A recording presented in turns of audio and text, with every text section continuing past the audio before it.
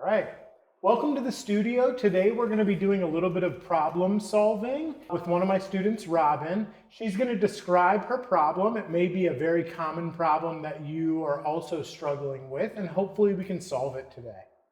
So I often have this problem where one side of my mugs, when I'm making cylinders, is a lot thinner than the others, and I'm not really sure why it happens. I'm hoping you can help me figure out why. There are four primary reasons that this happens. One starts at the first stage, which is wedging, and that's that if we wedge our clay improperly or not enough, a lot of times we will have more or less dense portions of clay, which will, no matter how well we go through the process, we will have irregularities in the wall of our pot.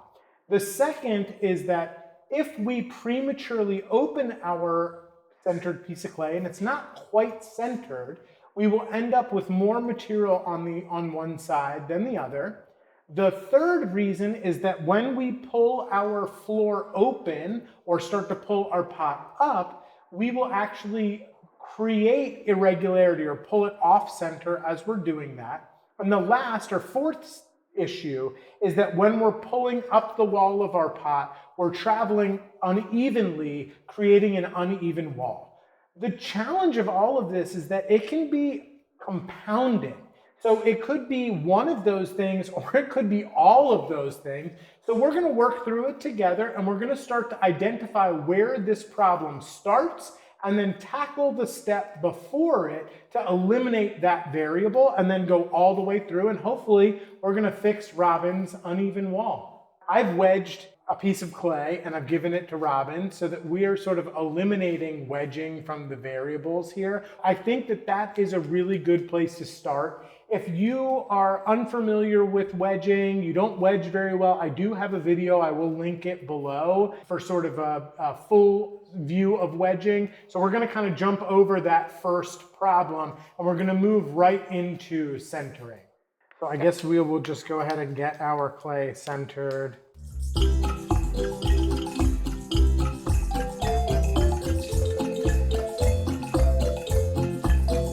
We both have our clay centered, and I've confirmed that Robin's clay is on center, so I think it's safe to eliminate that variable as part of this process. So now we're going to start to look at opening. We really want to make sure that we're opening conically, because if we open conically, it ensures that the opening of our clay is indeed in the center. And so if we drive a hole down straight into the middle, sometimes our finger can kind of wormhole its way down, and that will yield the opening not being in the center of the clay. We definitely want enough water that we're not creating friction, but not so much that we're leaving like a pool behind. If you ever feel resistance on your finger, then you want to go ahead and you want to take a second to add a little bit more moisture to your clay.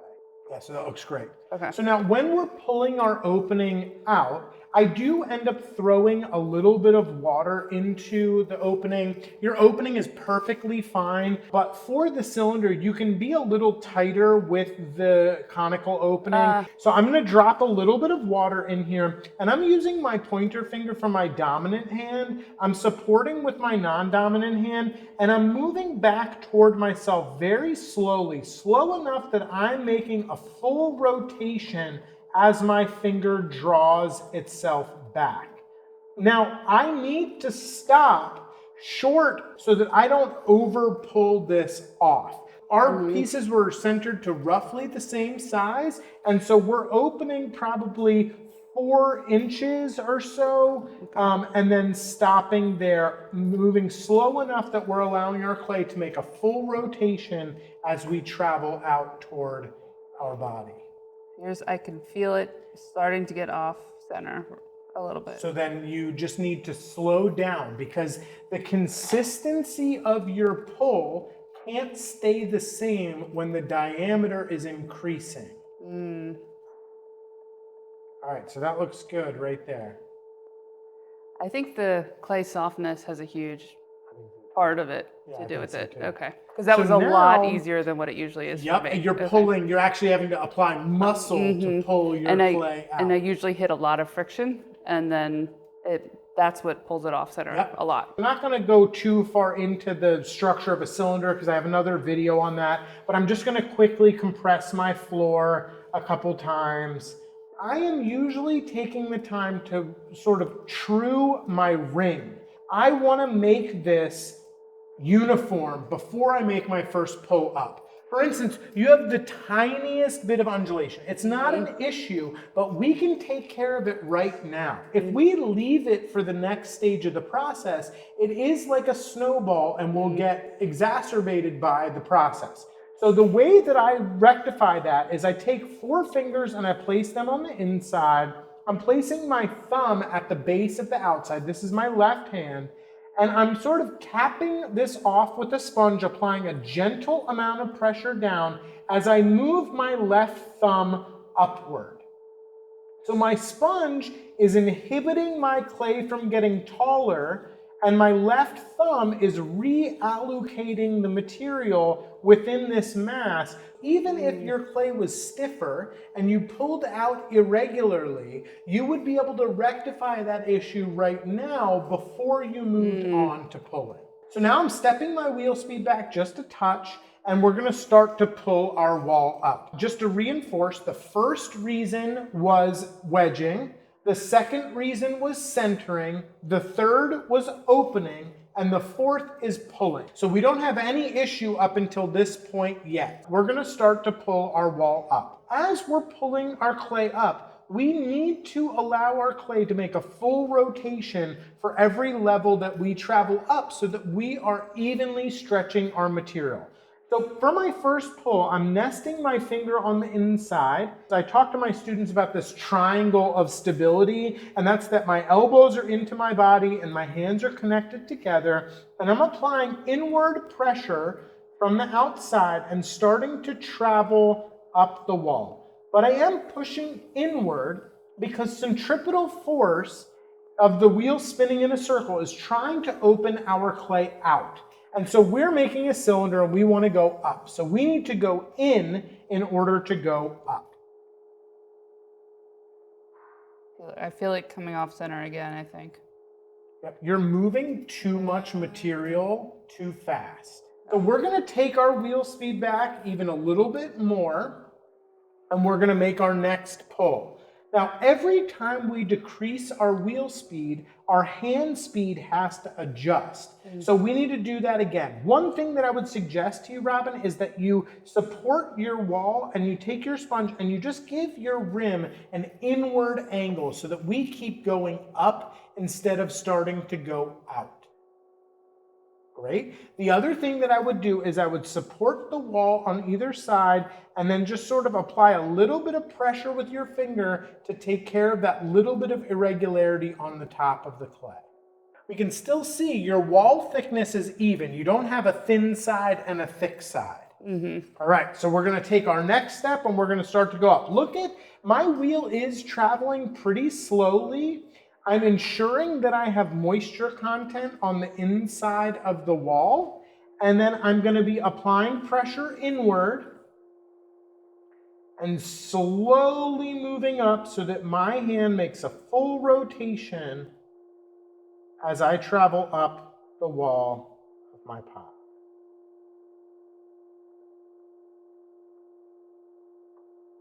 I've also been going too fast. Like Yeah, I think you're speed-wise, moving too much material too quickly. and having the wheel too fast. Because I usually have it faster than this. But this is really good. Like if we look at all these little lines on here, your hands are moving extremely slow. So when I touch the rim of my pot, I'm always squeezing just underneath very slightly before applying any pressure so that I'm absorbing the shock that I'm giving the wall. When you're kissing that top, you're applying a little more pressure without quite supporting underneath of it. And so if I squeeze just underneath and apply a little bit of pressure, I can really I'm gonna give this a little bit of deviation, okay? But if I'm supporting underneath, and then I go after that, I can take care of that completely without giving any issue to the lower portion of the wall. I think I've been usually doing this too fast too. There are so many variables that we need to work really hard to isolate those variables to figure out where the problem is actually starting. Yeah. Well, and the other thing is that wet clay, that really nice soft clay, it moves more like a liquid. And so with a harder piece of clay, like maybe you typically work with, Yeah. your wheel actually has to go faster in order for it to act like a liquid. But I'm going to kind of illustrate the second issue, which is opening before your clay is centered. So I'm going to start my wheel spinning, and I'm going to kind of intentionally center this so that it is irregular. And I'm going to go ahead and open, and then I'm going to show you how that really will lead to an irregular wall thickness. And so I'm going to go ahead and I'm going to open, and I'm going to still open nice and evenly just to illustrate that no matter how, I work this, I'm still going to have a thick and a thin side. So I've opened the same way as before. I'm going to compress that floor. I'm going to now start to pull up, so I'm reducing my wheel speed dramatically, and I'm going to start to pull up. And we can now start to see that we're ending up with a thin side and a thick side. In addition to that, if you pull up evenly, we will really start to get this irregular wall height, which is also indicative of an even pulling, but an irregular amount of clay. Like it was not centered, like we had more material on one side and less material on the other. And so this high side right here is going to be the side that had more material sticking out. So when we watch this spin, we can see that high side and that low side. Thanks so much for your help. I think I fixed it. I'm so happy to hear it.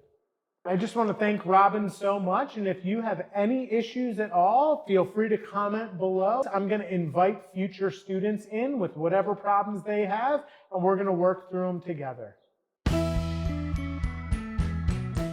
Is it recording? I like when he says you're good, and I'm like, I don't know if I'm good. Like, maybe you're good. Clay doctor. We're here with the clay doctor.